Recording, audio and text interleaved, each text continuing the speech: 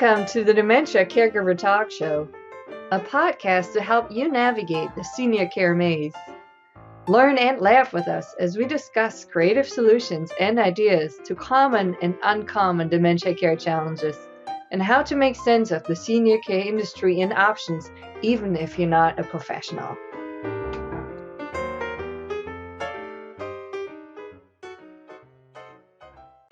Welcome to the Dementia Care Partner Talk Show. My name is Valerie, and I'm here with Joanne Westbrook, Greg Phelps, and two very special guests, Brenda and Mark Roberts, and they are husband and wife team. Welcome, Brenda. Welcome, Mark. Hello. Hi. Nice to meet you. Thanks for having us. Why don't you start with telling us a little bit about yourselves? Well, I have vascular dementia. I've been diagnosed for 5 years, and we've dealt with a lot of ups and downs with this, but we have finally, after 5 years, in the last, well, I'd say year and a half or 2 years, with counseling and patients and trying to find ways to communicate now that we weren't able to do because of the stress that I was under, the anger that I had every day. I was so exhausted. We have found a success in now that I am retired now, taking the time to work on our relationship and communication that would sustain us until the day I'm not here or Brenda's not here.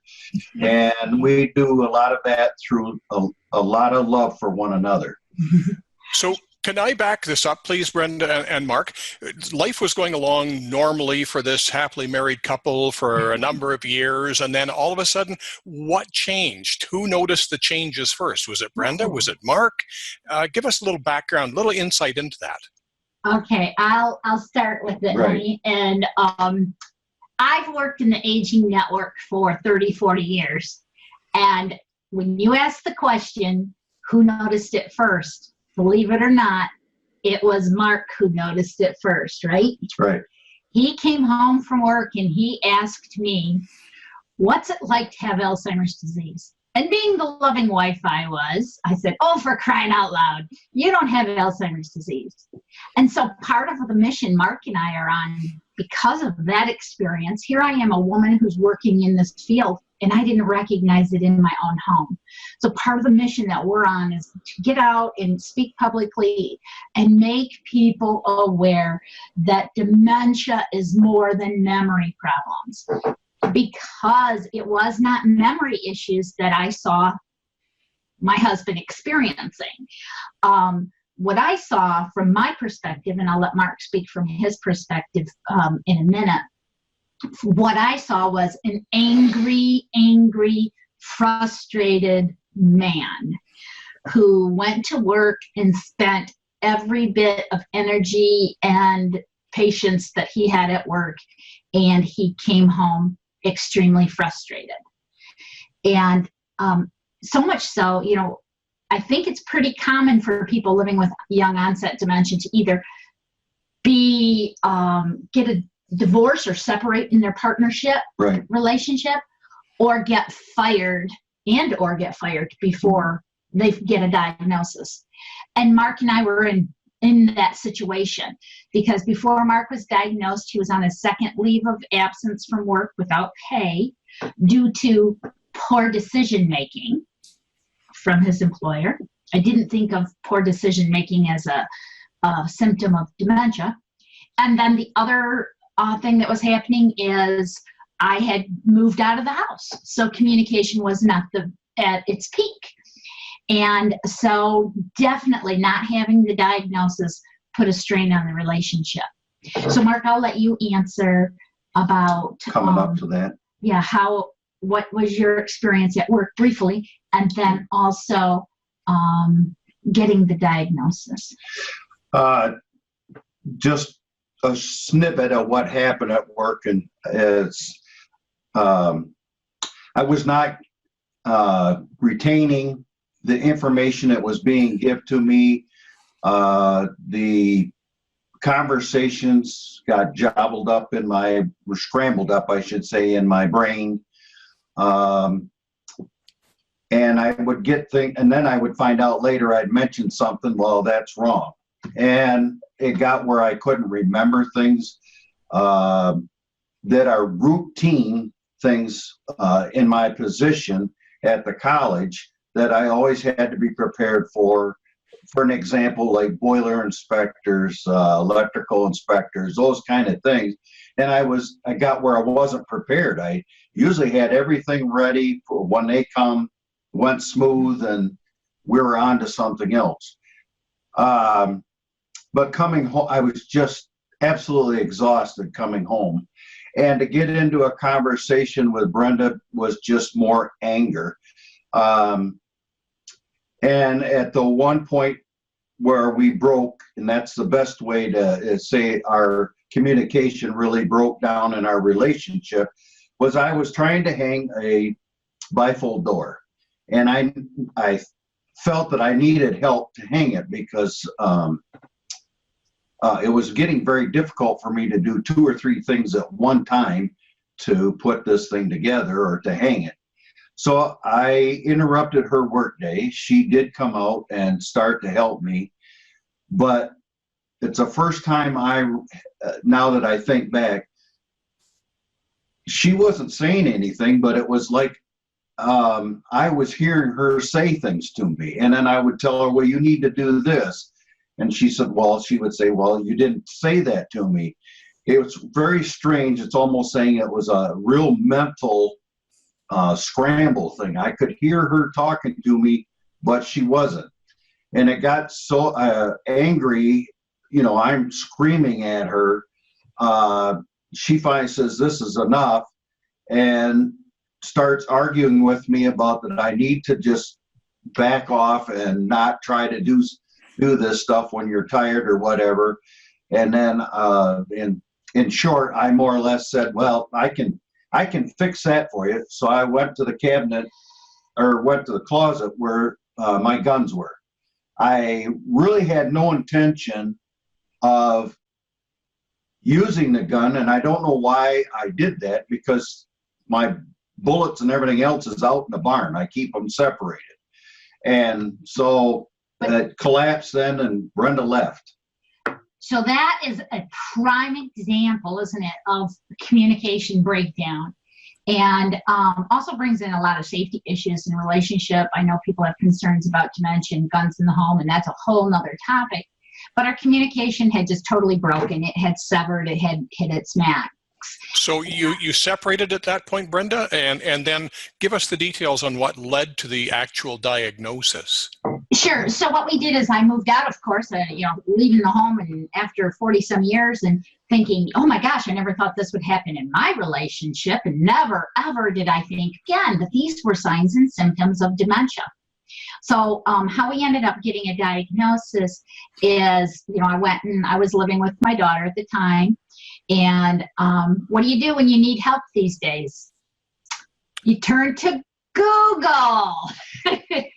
So I Googled, and I found a place that had a wide variety of disciplines available to help, from a master level social worker, a clinical psychologist, a geriatric psychiatrist. And at this point in time, I thought Mark was needing a psychiatrist, and I thought, oh, we're going to get in and see a social worker, and we'll work our way up the food chain to a psychiatrist, right? So that's how it all started. We Googled it. We found a great, we had our struggles. We had our struggles getting a diagnosis. It's not easy, but after we helped educate this office, we ended up getting some great services, but it did take some education. And so, they started, the gamut of tests, the basic things to rule things out. And then the MRI, they wanted to do a PET scan, but, because that's the most conclusive. But of course, insurance wouldn't pay for the PET scan. And, but for me, and I think for us, the most helpful test was the neuropsych test. because that actually gave us, like looking at a brain picture at that time meant nothing to me, you know. Then they showed me this stuff, I can't even remember what they showed me. But when they sat down and they told me and told us what Mark's challenges were, areas that he was struggling in, then I started to get it. And all the way through this whole time, I still, you know, so maybe at this, you know, I still thinking they're going to find some psychiatric mental health issue, you know, because they were talking seizures and, you know, just everything. But it wasn't until the neuropsych test and the lady who did that, the psychologist who did that, sat down with us, and her last thing was, she said, so Mark should probably only drive in familiar areas. And that was like, oh, to me, that was like saying you have dementia. And so that was how we got to that point. Did those words ever come out, you've got dementia? Did somebody actually say that? And Mark, what was that like for you to experience that? Because that's a game changer right there. When I only spent 15 minutes honest with her and talking about work and home, and and she says, well, Mark, it's very evident that you have dementia. I don't know what kind, but you have dementia. And I sunk in my chair.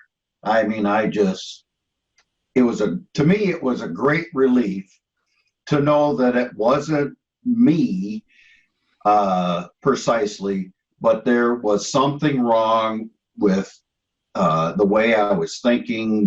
There was different things that were happening that I didn't understand. And I just sat back and just said, you know, thank God that somebody can tell me that there is something, just no different than a diabetic or somebody who's been hurting and find out they have cancer or whatever.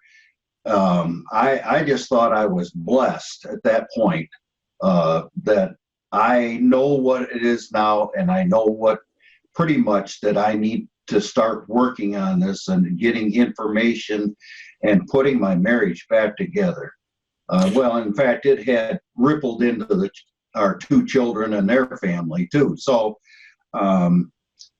it finally gave me the sewing machine that I could use to sew the family and the fabric of our existence, and also that my faith played a lot into it too, that God had come and relieved me of all this terrible things that I had been doing. And I was not real happy, but I have found an answer, and I can work with this. Right. So a game changer for you. But how about you, Brenda? What was the news like for you as well? Because while he felt relieved that he had something, did you feel a state of panic or shame that you didn't recognize it because you work in the field? Tell me about your feelings. You know, it was hard because they wouldn't tell us at first, because the psychologist gave us the explanation of the neuropsych testing, but apparently, I didn't know it at the time, but apparently the psychiatrist had some medical emergency and he was going to be out of the office for at least 6 weeks. And we got that news the day we were prepared to go to the appointment to get the diagnosis. Okay, Mark said faith is important to us. We had prayed about it. We had talked to our kids about it. We were ready emotionally to go, because you know, we knew they were going to say confirmed dementia, and we're ready to walk out the door. And we got a call that said the doctor wasn't available for another 6 weeks. Well, you know, might sound like, well, no big deal, what didn't change life, but it was like I had an out-of-body experience at that point in time. So, you know, I'm like, no, we're going to get an answer and we're not waiting 6 weeks. And in the mental health system, apparently, because we were working with a psychiatrist rather than a neurologist, apparently, at least this is what we were told, in the mental health system, the psychiatrist can determine if it's in your best interest or not to know your diagnosis. I was just like totally out of it. And Mark, and I really embarrassed Mark because, I had to drag him into the doctor's office. And the lady behind the desk, I'm like, we want to know, give us your blah, blah, blah. He, give us his. So it was a battle before we got there. So the initial battle to get that diagnosis. And then, oh my gosh, this is just absolutely horrible to say, but I fell into the stereotype of what the stigma that we're now fighting in this world is. I immediately thought of, what do we think of? The end stage of dementia. My husband, in a nursing home, needing long-term care, yada, yada, yada. So my brain immediately shot there, and definitely did not think that in some ways, in some really weird ways, it was the best thing that happened to us, was to get the diagnosis. So unlike a lot of other diagnoses, and I'm not ever trying to trivialize anything, but with cancer, somebody's given a diagnosis, they're presented with a support team right there. We've got this for you, we've got that for you, we've got all these other things for you, we're going to beat this, everybody rallies. What was it like when you guys headed home from that initial meeting? What was Well, I think Brenda kind of, asked for more counseling. And so the lady that said that I had dementia, the counselor, this woman referred us to another lady in the office, and she was a very open-minded person, very calm, I think very intelligent on how to place your words in a very comfortable way to get you to say an answer, or your spouse to say an answer. Right. She was great. She's a social worker. We absolutely love her, and we have an ongoing relationship, and we've taught her a lot. Okay, we've taught her about dementia. She taught us about basic communication skills and focused on our relationship. But to get to your question, Greg, nobody gave us any resources. I'm pretty familiar with what's what in my community because of my work. And so I reached out, I won't say to the names of organizations. I'm a trainer for over 30 years. And I offered to, hey, I would love to run a support group. I would love to get into training. I would love to, I'm a registered lobbyist. I would love to, show up at Capitol Hill or the state capitol. And I didn't get any takers in all of what I could do, but I also wanted information. And so I just have to really say we joined a lot of different groups in our own, on Facebook, really, social stuff, and then and tried some things. We live in a rural community, so the supports and services are very scant. And at that time, everything was gloom and doom. And I eventually had to just shut off, unlike or defriend or whatever the terms are, people, so I didn't see the doom and gloom. And we started looking, isn't there anybody living well out there with dementia? And then that's when we got connected with PAC and other organizations.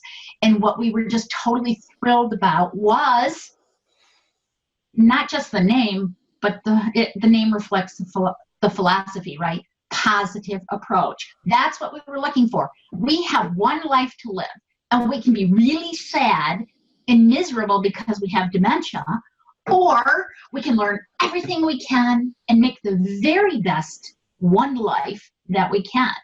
And so that's what we chose to do. And so PAC has been played a major role in has played a major role in our relationship. Yep, absolutely. This huge organization, and if it does nothing else but impact our two lives, mission accomplished. So you have the diagnosis at this point. You're reaching out, you're discovering other things and everything else like that. But all that aside, what did that do to your relationship once you had the diagnosis? Because you're obviously very happy now together when I'm talking with you? Well, on my part was that I come to grips that I had dementia, that this is what's wrong with me and I can still do better. I mean, that's been my whole life thing. If somebody said, well, you know, you don't know how to fix this thing, well, don't believe that, buddy. So I would get help and fix it. And that's why I was a supervisor for a physical plant. To me, it was just another piece of equipment that I had to go out and I needed to read about it, or somebody needed to tell me more about it. And I think that I went to my pastor, I talked to her at length, you know, this is my situation, and what's my next step? Where do I look and find things?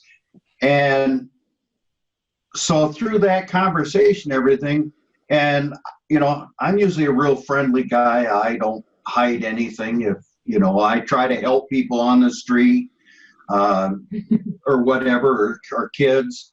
We've been involved with kids for a long time, and so when I went to the gas station to get gas, I couldn't make the change. The change, but I had the dollars right, but I didn't have the change. So I told the lady, I said, you know, sorry, but I've got dementia, and then can you help me please make the change? And oh yeah, you know, and then after that, she called Brenda and asked for my cell phone number. So if something happened there at the station, or I had a blackout or whatever, that she could call her right away to come and help me. So that just made things click with me. So now, if I go to the hardware, they know I have dementia. If I go to a store and say I go to a department store and I can't find something, I'll ask for help, and then because you know they'll try to give me directions, I'll say I have dementia. Can you take me, you know, over there to show me? So that was a big relief for me, because people really want to help, but they're not going to help if I don't say anything. And I have found my church has really opened up. And then I find out in our church there's 4 other men with dementia. And, you know, they've kept it quiet. So that's my part of the story. So Mark has learned to be his own advocate, as you can see. I mean, he has just learned to advocate for himself. And in terms of our relationship, getting from this relationship that was near the brink of divorce to really the best it's probably been in the 42 years that we've been married. What did it take? It took a lot of work. But what we did is, you know, Teepa often talks about with PAC about building out your team. And Mark referred to, you know, some of the people in our team would be our pastor. And he went to our pastor and talked. We saw our counselor.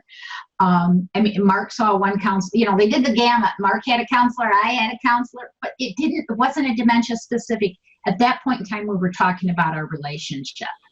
And so, like I said, since then, since I've become a PAC trainer, I offer training in my community, and our social worker comes to our trainings to learn about dementia.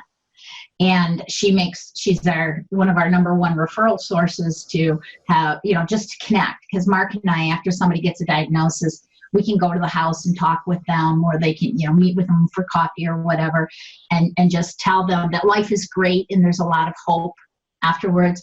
So it took work for our marriage, and then it took learning new communication strategies specific to dementia too. Okay, so I see 2 of you, but I keep hearing this name, Sophie. Okay. Don't ask for it. Okay, Sophie.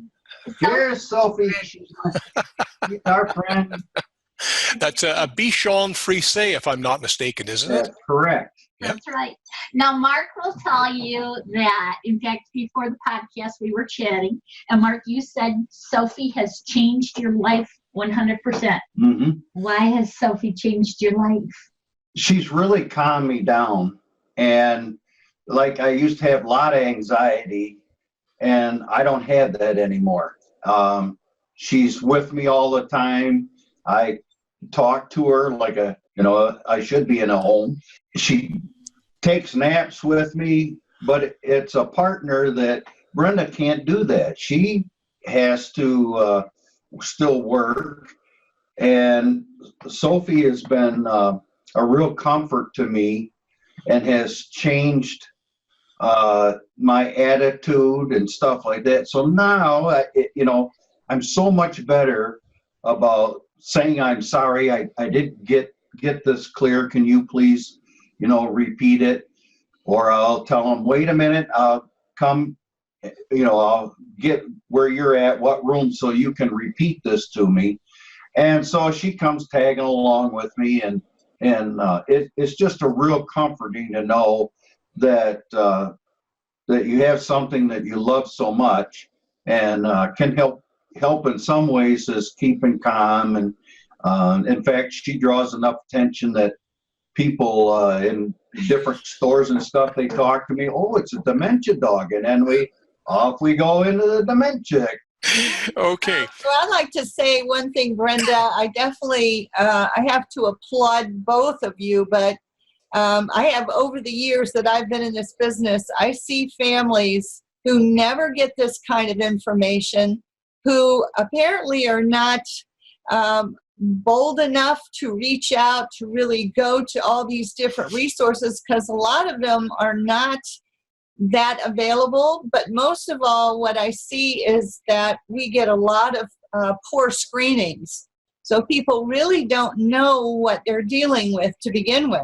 Mm-hmm. So I consider the two of you to be a model that we should be showing everyone that there is success and there is this wonderful relationship the two of you have. And all I can say is thank heavens you found Teepa. Yeah. Well, and I want to say too is, I've gone and I've gotten all the certifications. And when I talk about PAC, I'll say our training, because Mark might not have gone and got the certifications, but at the beginning, when we watched the videos, we watched all those videos together. Right. When I took the test, I'd ask him the questions, we take the test together.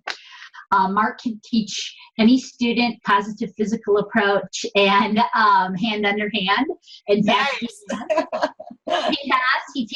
I remember the very first time, because we did a vlog, and my daughter videotaped Mark teaching the grandkids how to do hand under hand.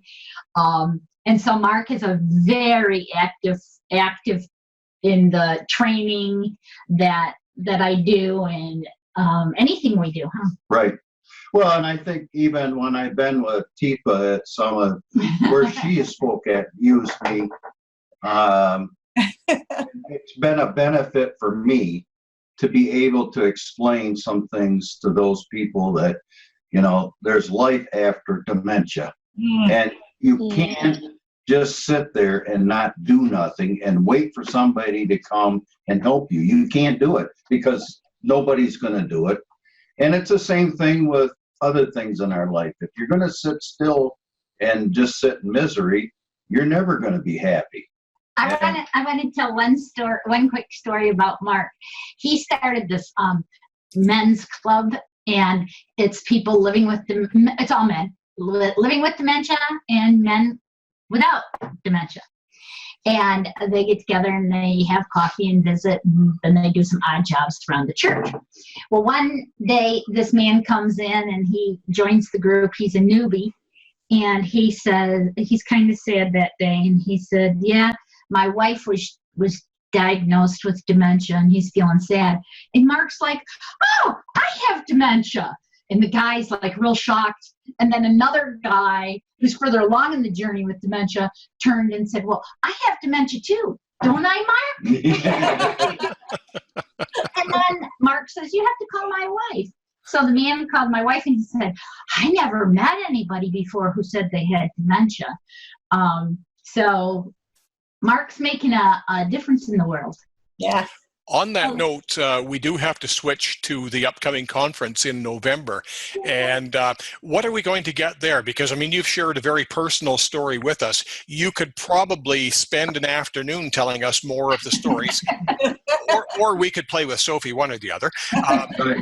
But what are you going to tell us at the conference? What can you share beyond what we're talking about now? I think what we're going to do is, this was a pretty high level overview of just our relationship. We're going to roll up our sleeves basically and talk about some of the specific challenges we've had, and then very specific ways that we've addressed those challenges and overcome most of them. Right. And I think we're pretty creative about it. And so we hope that, what we did is we used PAC as our foundation, and then we've built on that. And so we're going to share those ideas at the conference. So I hope that there's a lot of people who will attend our session. Right. And for those who are listening who might be wondering, conference? What conference? yeah. In November 17th and 18th this year, Positive Approach to Care is holding its own very first 2-day conference, all about anything related around dementia care. And Brenda and Mark are going to be speakers there. So I hope everybody will join us. I think it's really going to be marvelous. I loved hearing your story. I love Mark, how open you are about it, and like Brenda said, you're your own advocate, and you give other people, I think, the strength to speak up. Like because I have dementia, and that's just what it is, and you're so open about it. I loved it, and like you said, other people suddenly feel they can open up as well. Right. Well, I think you're probably helping a lot of people just they take it, load off their shoulder, and take a deep breath and say, you know what, it's okay. Like I'm living a beautiful life, and I want to talk about it openly. And same for you, Brenda. You're like, your willingness and openness to like learn new things and different ways of communicating and work on your relationship. I think it's just absolutely beautiful. Yeah. We're excited, and this is going to be in North Carolina, right, Val? Yes. Minor detail, I forgot. So it's in Cary, North Carolina, again, November 17th and 18th.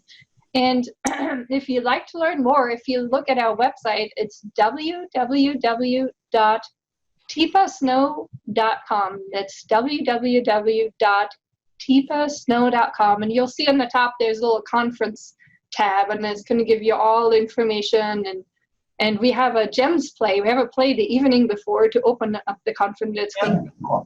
I think that's going to be a lot of fun. Yes. All right. Well, thank you so much, Brenda. Thank you so much, Mark, for joining us today. And you bet. You bet. Yeah. My honor. We're going to make you our poster child. We love you. As long as I got my dog. Yeah, oh, yes, right. For sure. Yes. Oh. All right. Well, thank you so much. And thank you, Joanne. And thank you, Greg, too, for your marvelous questions and insights. And thank you to our listeners for joining us. And we'll welcome you back soon.